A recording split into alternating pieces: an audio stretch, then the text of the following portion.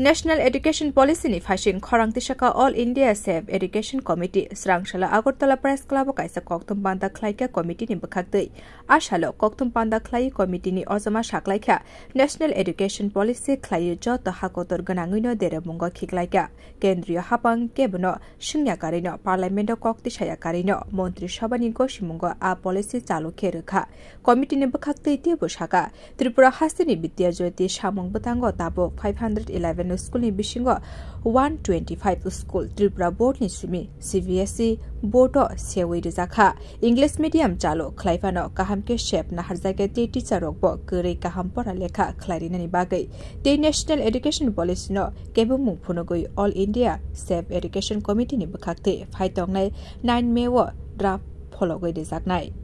কোনো পরিকাঠামোর কোনো ব্যবস্থা নেই আর্থিক অনুদানের কোনো ব্যবস্থা নেই ইউজিসির বাজেট 61% কাট হয়েছে ফলে সব মিলিয়ে সে স্কুল শিক্ষা বলুন উচ্চশিক্ষা বলুন একেবারে বিপর্যয়কর অবস্থায় এবং তারপরে তারা করছে 3 বছর বয়স থেকে স্কুল কম্পালসারি হয়ে যাচ্ছে এখন হচ্ছে 6+ ক্লাস 1 কিন্তু কম্পালসারি হওয়ার ফলে তার জন্য যে স্কুল থাকা দরকার সরকারের তার জন্য কিন্তু সরকারের স্কুল নেই অথচ কম্পালসারি 3 বছর বয়স থেকে স্কুল এডুকেশন তাহলে গার্জেনরা বাধ্য হচ্ছে অধিক বেতন যেখানে মানে ফিস যেখানে সেই প্রাইভেট মন্টেসরি স্কুলে গিয়ে ভর্তি করা অঙ্গনওয়াড়ি কেন্দ্রে ভর্তি করা যে অঙ্গনওয়াড়ি কেন্দ্র কিন্তু শিক্ষার কেন্দ্র নয় সে অঙ্গনওয়াড়ি কেন্দ্র হচ্ছে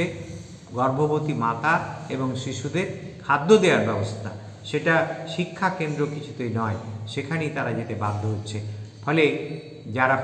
সেখানে পাঠাতে পারবেন না তাদেরকে উচ্চ বেতনের মন্টেসরি স্কুল বালভাটিয়া স্কুল এইসব জায়গায় যেতে হবে ফলে সব মিলিয়ে শিক্ষা অত্যন্ত বিপর্যয়কর জায়গায় আছে আমরা এর বিরুদ্ধে প্রতিবাদ করছি সারা ভারত সেভ এডুকেশন কমিটি থেকে এবং আমরা কেবল প্রতিবাদ করছি না আমরা একটা বিকল্প শিক্ষানীতি প্রণয়ন করেছি এবং সেই বিকল্প শিক্ষানীতি আগামী 9 মে রবীন্দ্রনাথের জন্মদিনে আমাদের দেশের সমস্ত রাজধানী থেকে দিল্লি থেকে শুরু করে সমস্ত রাজ্যের রাজধানী থেকে একসঙ্গে সেটাকে আমরা প্রকাশ করব এবং সেই বিকল্প খসড়া নীতি নিয়ে আমরা সমস্ত